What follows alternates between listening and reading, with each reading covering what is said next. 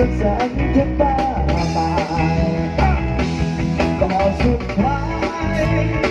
ความจริงของชีวิตต้องสู้ล้นไปก็เท่านั้นก็สุดเป็นเศร้าอยากจะนานเป็นอาทิตย์จะผูกเข้าหรือครอบครัวมันไม่ฉันเติบโตสุดเป็นเศร้าอยากจะนานมาหลายปีดีสิไม่อดตายไม่ต้องอายใครอาชีพสาวนาเป็นใจอาชีพที่ดีที่สุดแต่ทุกอาชีพต้องกินข้าวที่สาวนาปลูกโอ้ว้าวสุดที่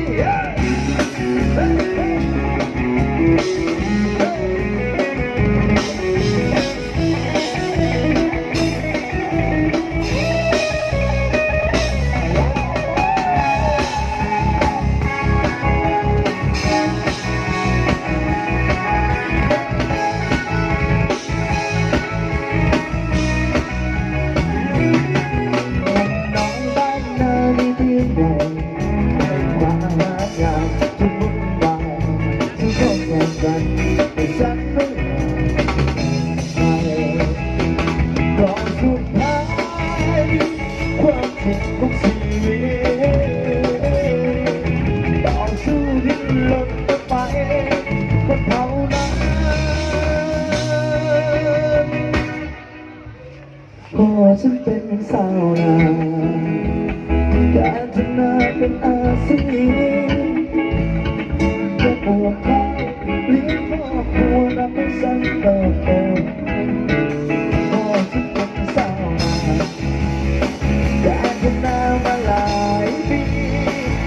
ไม่มีหนี้สินไม่อดตายไม่ต้องอายใครฉันก็เลย